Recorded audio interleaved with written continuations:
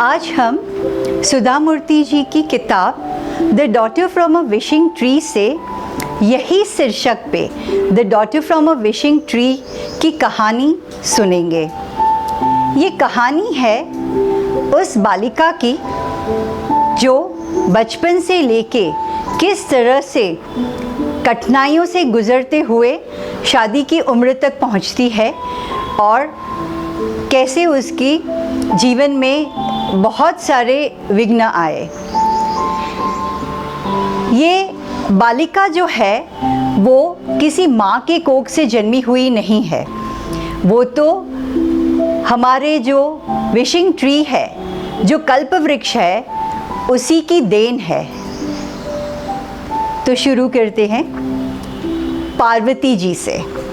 पार्वती जी शिव जी की पत्नी और उनके दो बेटे गणेश और कार्तिकेय। पार्वती जी बहुत अकेलापन महसूस करती, हर वक्त उन्हें बहुत दुख रहता क्योंकि शिव जी निरंतर ध्यान में चले जाते थे और बेटे थे गणेश और कार्तिकेय जो अपनी बाहर की गतिविधियों में मग्न रहते थे, हमेशा ही घर के बाहर। पार्वती जी बहुत अकेलापन महसूस करने की वजह से हमेशा दिली इच्छा करती थी कि काश मेरी एक बेटी हो, वो बेटी जो माँ को समझ पाए।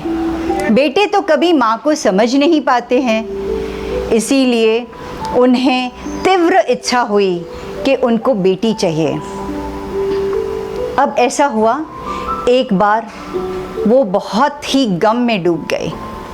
तभी उन्होंने शिवजी से कहा, आप मुझे दुनिया का सबसे भव्य बागीचे में सैर करने ले जाओ। शिवजी ने स्मित किया, तुरंत समझ गए।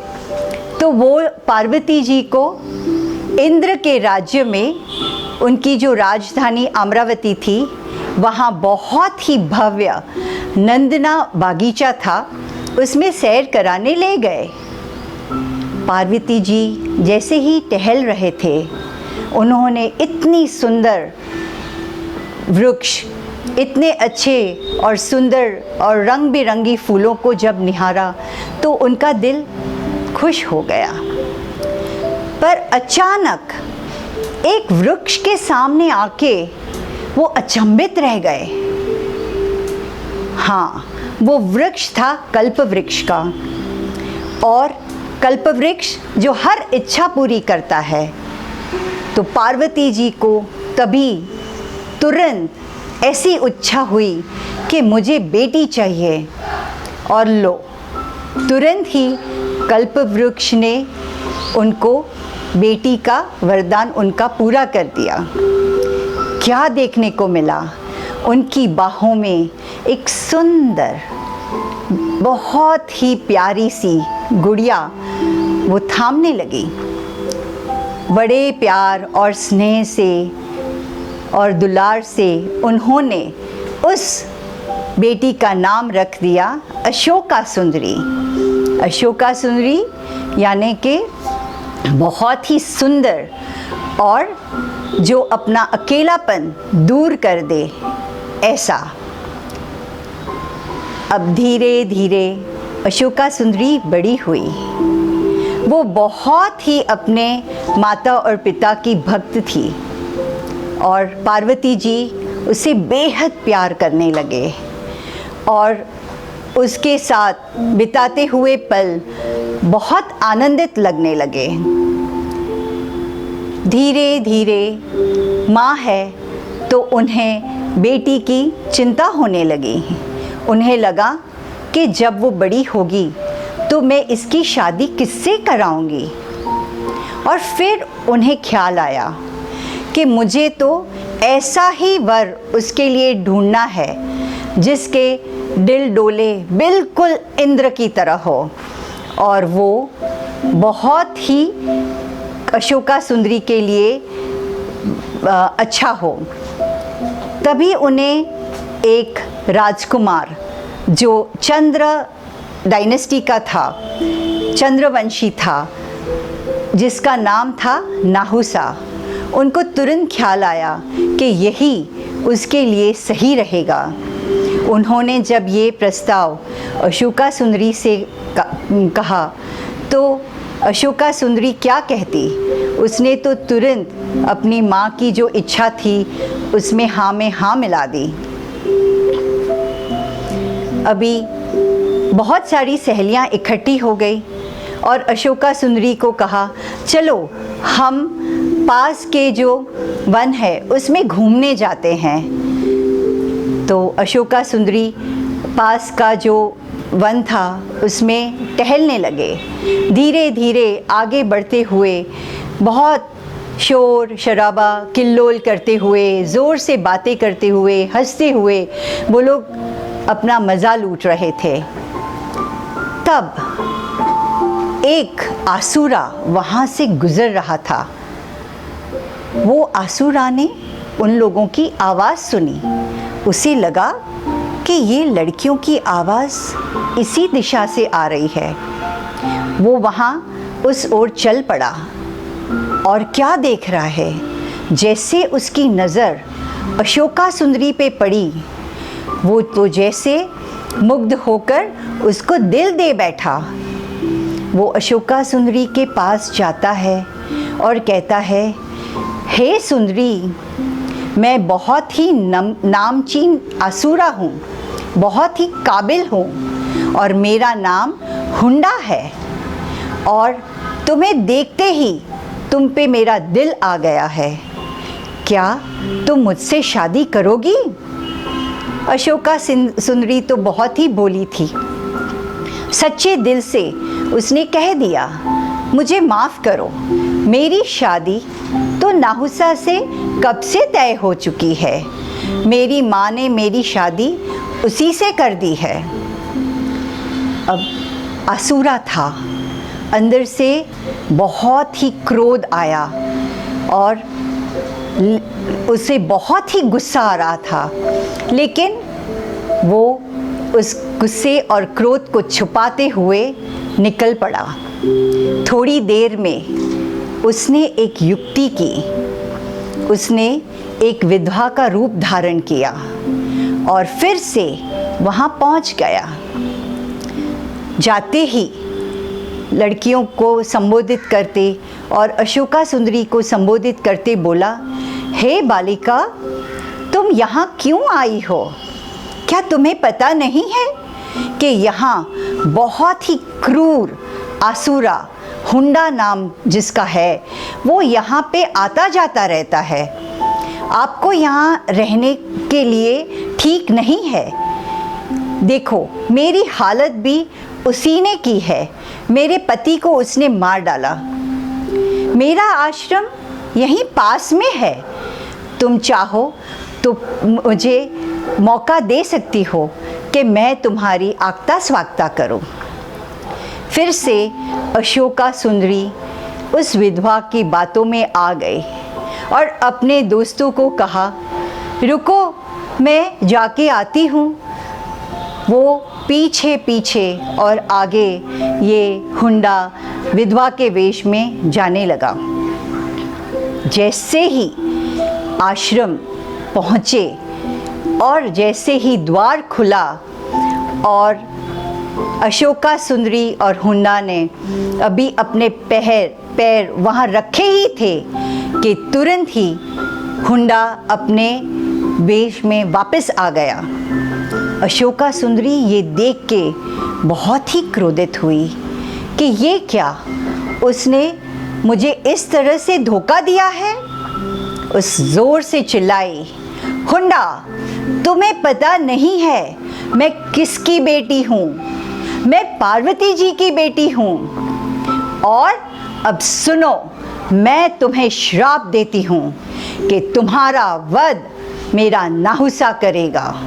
और ये कहते हुए ज़ोर से वो वहाँ से भाग निकली और अपने माता पिता के वहाँ कैलाश पर्वत पे पहुँच गई। अब हुंडा को डर लगने लगा कि ये श्राप अगर सच में बदल गया तो नाहुसा मुझे मार देगा। उसने उसी क्षण तरकीब सोची कि अगर मैं नाहुसा को बंदी बना दूं तो कैसा रहे। वो निकला उसके राज्य में और उसके महल से उसको अपहरण करके ले आया और उसको अपने महल में कैदी बना दिया। लेकिन विधाता को कौन टाल सकता है। एक दासी को नाहुसा पे तरस आ गए। उसने जैसे हुंडा वहाँ से निकला, नाहुसा को लेकर सीधी पहुँची एक ऋषि कपल के पास। वो लोग थे विश्वामित्री और अरुंधति। उसने पूरी कहानी उन्हें सुनाई और कहा कि मैं ये बालक नाहुसा को आपको सौंप कर जा रही हूँ। ये एक राजकुमार है, आपको उसका बड़े ध्यान से पालन करना पड़ेगा।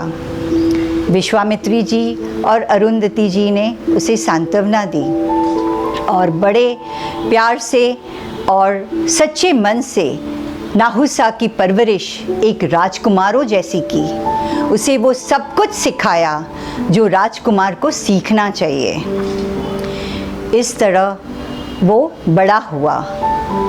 नाहुसा जैसे ही बड़ा हुआ, उसके मन में ख्याल आया कि मुझे अभी हुंडा को मारना है, उसका वध ज़रूर करना है। यहाँ हुंडा दूर दूर तक ढूंढने लगा कि नाहुसा कहीं से भी मुझे मिल जाए, उसे फिर से पकड़ के मैं उसको अब तो मार ही दूंगा। लेकिन उसे कहाँ मिलना था नाहुसा। हताश होके उसने फिर से दूसरी योजना बनाई। वो जा पहुंचा अशोका सुंदरी के पास और अशोका सुंदरी को ही वो अपहरण करके वापस ले आया। अशोका सुंदरी को जैसे ही उसने अपनी कोठरी में बंद किया, वो ज़ोर से हंसने लगा। हा हा हा, तुम्हें पता है तुम्हारा नाहुसा तो कब का मर चुका है, मैंने उसको मार दिया है। अशोका सुंदरी बिल्कुल गमगीत हो गई। अरे ये क्या, ऐसे कैसे हो सकता है। मेरी माँ ने मुझे वचन दिया है मेरी शादी नाहुसा से होनी है। मेरी माँ झूठ नहीं हो सकती। फिर भी अकेली थी, अबला नारी की तरह वहाँ पे कैद थी। क्या करती। फूट फूट कर रोने लगी, चिल्लाने लगी। तभी क्या हुआ, एक किन्नर वहाँ से गुज़र रहा था। वो लोग ने देखा कि अरे एक युवती बड़े ज़ोर से फूट फूट कर रो रही है। तभी पास जाके खिड़की से आवाज़ लगाई, हे नारी, तू क्यों रो रही है। अशोका सुंदरी ने आवाज़ सुनते ही कहा, क्या तुम्हें पता नहीं है, मेरा होने वाला पति नाहुसा को हुंडा ने मार दिया है। अभी ये जो किन्नर दाम्पत्य थे, उनको भगवान की तरफ से एक देन होती है। वो लोग किसी का भी मुंह पढ़ लेते हैं, उन्हें पता चलता है आगे का और पीछे का। उन्होंने हंसते हुए अशोका सुंदरी को कहा, अरे तुम क्यों रो रही हो। तुम्हारा नाहुसा कोई साधारण मनुष्य नहीं है, वो ऐसे मरने वालों में से नहीं है। वो अभी भी जिंदा है और वो ज़रूर तुम्हें यहाँ से मुक्त कर लेके जाएगा। अशोका सुंदरी को थोड़ी सी सांत्वना हुई, फिर भी उसका मन नहीं मान रहा था और ये कह के वो किन्नर दाम्पत्य वहाँ से चले गए। अब यहाँ विश्वामित्री जी और अरुंधति जी नाहुसा को बोला कि अब तुम्हारा समय आ चुका है, तुम ये आश्रम छोड़ के जा सकते हो। नाहुसा को तुरंत हुंडा का ही ख्याल आया।